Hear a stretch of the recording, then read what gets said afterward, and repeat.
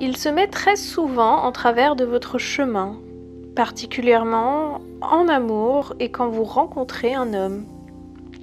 Il vous empêche même de dormir et est à la source de vos angoisses et émotions négatives les plus profondes. Alors, de qui est-ce que je veux parler ? Il s'agit du mental. Vous avez été plusieurs à me poser la question sur ma liste privée. Comment gérer ce mental ? Comment arrêter de ruminer, de se poser 10 000 questions par rapport à une relation, par rapport à un homme que vous venez de rencontrer ? Moi, je suis Estelle K, je suis coach et accompagnatrice, spécialement dédiée aux femmes. En fait, je me consacre aux femmes pour les aider dans leur développement personnel et en particulier dans leurs relations amoureuses. Parce que souvent, les relations amoureuses sont l'occasion de découvrir nos plus profondes blessures, de découvrir ce qu'il y a à travailler et ce qui nous bloque d'abord en amour, mais surtout aussi dans d'autres domaines de notre vie. Donc, je prends vraiment plaisir à accompagner les femmes par rapport à ça.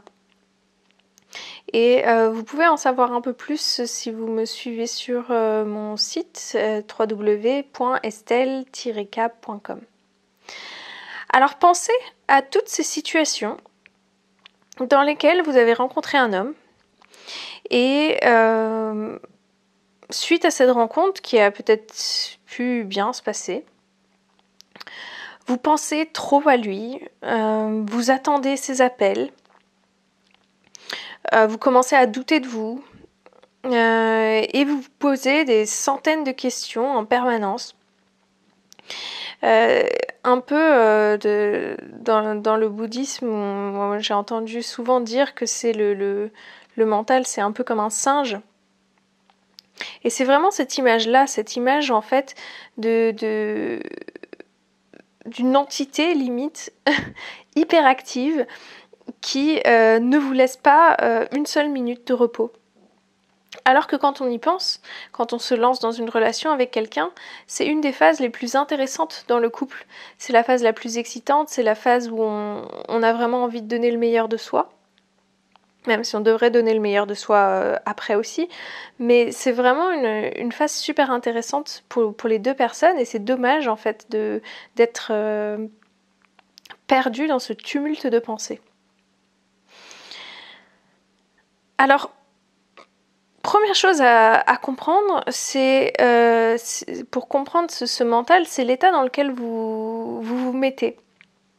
Lorsque ce mental est incontrôlable. En fait, l'état dans lequel on est, c'est vraiment un état de lutte. Un peu comme un combat contre soi-même, un combat contre ses propres sentiments, contre ce que l'on ressent, contre ce qu'il y a à l'intérieur de nous. Toujours ce oui et non, cette indécision. Et en fait, cet état, c'est vraiment un état, on pourrait dire, contraire du lâcher-prise. C'est un état dans lequel on n'a pas de repos. Au niveau énergétique, c'est très dense. Ça vous tire vers le bas. En fait, tout simplement, ça vous pompe votre énergie à la manière d'un marathon ou d'un effort physique. Parce que en fait, toute cette énergie que vous mettez à ruminer, c'est une énergie que vous utilisez et que vous perdez inutilement. Et finalement, dans cet état d'esprit, c'est aussi comme si votre esprit réagissait à une menace. Alors que quand on y pense, si vous avez rencontré un homme, votre premier rendez-vous s'est peut-être bien passé ou vos premiers échanges. Et il va y avoir vraiment cette réaction du mental comme si quelqu'un vous voulait du mal, comme s'il allait se passer quelque chose de grave. Et quand on y réfléchit, vraiment, il faudrait vraiment se détendre tout simplement. Prendre les choses avec plus de légèreté et vraiment travailler en fait sur ce lâcher-prise. Alors aujourd'hui, je ne vais pas vous laisser comme ça, je vais vous partager 2 méthodes qui, pour moi, en tout cas, font toute la différence, qui vont vous aider à canaliser ce mental, en tout cas qui vont vous aider à commencer sur ce chemin pour mieux, en fait, mieux aborder les relations et tout simplement mieux contrôler votre mental. Alors la première technique que je souhaite vous partager, en fait, ou plutôt méthode, ça va être important de se détacher du mental et de se mettre dans le cœur. Alors qu'est-ce que c'est se mettre dans le cœur? En fait, c'est tout simplement laisser parler votre, on peut le dire, votre sagesse intérieure, ce qu'il y a au plus profond de vous. Parce que votre mental, en fait, lui, il est attaché il s'attache à des détails, il s'attache à des situations, à des personnes, à des choses très concrètes. Votre cœur, lui, il va avoir souvent une réponse bien plus juste, bien plus adaptée à la situation et surtout bien plus simple, qui va vous permettre en fait de vous sentir bien mieux pratiquement tout de suite, dès que vous atteindrez, dès que vous aurez cette réponse. Alors pour se mettre dans le cœur, ça demande de savoir prendre un peu de temps pour soi, de savoir prendre un moment dans lequel on va être au calme. Surtout si vous n'avez pas l'habitude de faire ça, ça va être essentiel en fait d'être au calme et de ne pas être dérangé, parce que si vous avez toutes sortes de choses dans votre environnement qui peuvent vous distraire, c'est votre mental qui va pouvoir à nouveau s'y accrocher et vous embarquer dans de nouvelles pensées. Et ça, c'est ce qu'on veut éviter. Alors pour se mettre dans le cœur, ce qui est très utile, c'est de tout simplement vous focaliser sur la région du cœur, la région de votre poitrine. Et en fait, de vous focaliser réellement sur cet espace-là, hein, le chakra du cœur finalement, et demander, comme si votre cœur était une entité ou une personne, vous allez lui tout simplement juste fermer les yeux et lui demander conseil dans la situation. Alors, si votre préoccupation du moment, la préoccupation pour laquelle vous avez tellement de pensées, vous ruminez tellement, c'est par rapport à un homme, vous ne savez pas si vous pouvez lui faire confiance, par exemple, hein, c'est juste un exemple. Vous allez pouvoir demander dans le cœur, vous mettre dans le cœur et demander, est-ce bon pour moi? Est-ce que cet homme-là est bon pour moi? Et vous allez tout simplement attendre la réponse. Si vous êtes dans un dilemme, ben vous allez demander quelle est la meilleure solution pour moi. Quelle est la solution qui est la plus avantageuse pour chacun. Et vous voyez ici que ça va pas être une réponse comme le mental qui va tout de suite partir. Ah oui, parce que il faut considérer ceci, cela, et puis si tu fais cela, ça va te coûter cher, et puis, enfin, tout de suite, tous ces aspects logistiques qui se mettent en place. Ça, c'est le mental. Votre cœur, lui, ça va être vraiment, en tout cas pour moi, c'est comme ça que ça se présente. C'est souvent une réponse bien plus concise, c'est bien plus posé, plus calme, et ça va être vraiment une question de pratique pour vous, de vous connecter à cette intuition qui en fait, il ne faut pas l'oublier, est naturelle. Hein. Pour chacun d'entre nous, on est né avec, c'est juste que on ne nous a jamais vraiment appris. Hein. Et justement, une de ces raisons, pourquoi est-ce qu'il est si difficile de maîtriser notre mental, c'est parce qu'on ne nous a jamais appris à discipliner ce mental-là. Hein, on nous apprend toutes sortes de choses. Et pourtant, une des choses les plus basiques et qui est à l'origine de nombreuses souffrances, c'est le mental qu'on n'arrive pas à gérer. Alors justement, pour le gérer, une autre méthode, donc la deuxième méthode que je vais vous partager aujourd'hui, c'est la méditation. Alors, on entend parler de la méditation un peu partout. Pour moi, la méditation n'est efficace que si vous la pratiquez régulièrement, à savoir chaque jour.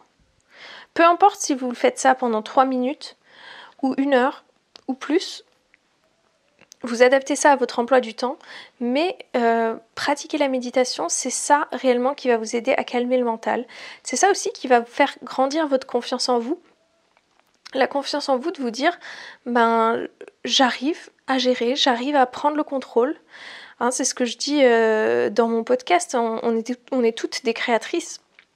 On crée notre propre réalité en permanence avec nos pensées, avec nos émotions, avec nos actions.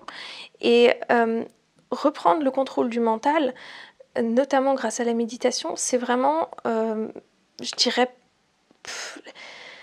la chose numéro 1 à mettre en place dans sa vie. Si on veut être heureux, si on veut vraiment être plus en contrôle sur sa vie, oui, tout simplement mieux gérer son mental. Et je ne peux que vous encourager à mettre en place une routine dans laquelle vous allez réellement pouvoir chaque jour vous faire confiance et savoir que ce moment-là est dédié uniquement à la méditation, que ce soit 5 minutes ou 30 minutes ou peu importe. Bien sûr, plus ça sera long, plus vous aurez les bienfaits rapidement. Et il faut aussi au départ rester assez motivé. Hein. C'est pour ça aussi que beaucoup de personnes lâchent l'affaire parce que il n'est pas évident en fait de maintenir cette consistance. C'est pas du tout le mot que je voulais dire. Il n'est pas évident de rester dans cette constance et continuer en fait tous les jours sans interruption. Pour cela, moi j'ai pas mal parce que j'ai commencé à méditer déjà depuis un bon moment. Je dirais maintenant ça doit faire... Oui, ça va faire 4 ans, peut-être, ouais. Et c'est vrai que les résultats les plus impressionnants ont commencé à se voir à partir de 1 an, la 2e année. Enfin, maintenant, c'est vraiment... voilà, c'est une habitude, c'est ancré, c'est nécessaire pour moi, comme le sport pourrait être nécessaire pour certains. La méditation, c'est devenu vraiment ça pour moi. Et je pense que si vous avez essayé de vous y mettre et que ça a été difficile, souvent c'est parce que vous n'avez pas trouvé la bonne méthode, la méthode qui vous correspond. Et ce que je peux vous proposer aujourd'hui, j'ai une formation en ligne qui vous permet en fait de comprendre, qui vous explique déjà si vous êtes débutant, comment méditer, la bonne posture, ce à quoi il faut faire attention. Je vous partage des articles scientifiques et ce qu'ils ont décrit justement sur les bienfaits de la méditation. Donc c'est prouvé scientifiquement, hein, on n'est pas du tout dans du blabla spirituel. C'est du concret, ça agit sur nous, ça agit sur notre corps, ça agit sur notre cerveau. Donc vous pouvez vous y mettre toute seule, oui, il y a plein de ressources sur internet, mais c'est vrai que la formation que j'ai faite, elle est basée sur mon expérience et donc j'y ai vraiment compilé des différentes techniques de méditation, ce qui fait que ça va vous aider à trouver la méthode qui vous correspond le mieux à vous, à votre rythme de vie. Et peut-être que ce sera l'occasion pour vous de trouver une technique qui vous correspondra mieux que juste vous asseoir en position du lotus et ne pas bouger pendant 1 heure. Parce que ça, pour beaucoup de personnes, c'est impossible. Et je peux tout à fait le comprendre quand on débute la méditation.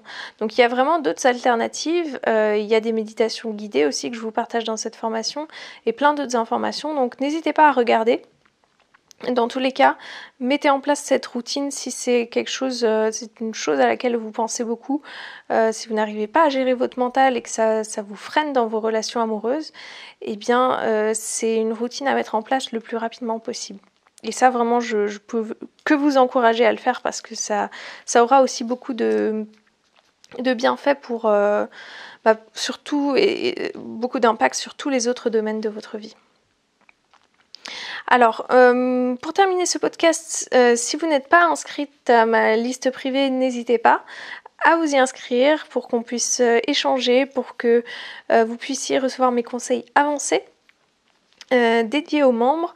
Et puis, je vais vous demander aussi de me laisser un petit commentaire. Qu'est-ce que vous avez pensé de cet épisode? Est-ce que ça vous aide? Est-ce que vous avez réussi à vous mettre dans le cœur? Ou est-ce que vous avez réussi à mettre en place votre routine de méditation? Si vous ne l'avez pas réussi ou si vous ne l'avez pas encore fait, qu'est-ce qui vous en empêche actuellement? N'hésitez pas à partager ça en commentaire. Et puis moi, je vous dis à très bientôt dans un prochain épisode. Ce qui est prévu aussi, c'est que je vais vous parler des relations conscientes. Hein, ça va être un épisode très intéressant, vous allez le voir. Je vous invite à suivre, donc à me suivre sur mes plateformes de podcast, sur YouTube, pour ne pas rater ce prochain épisode. Et puis je vous souhaite une excellente semaine et à très bientôt.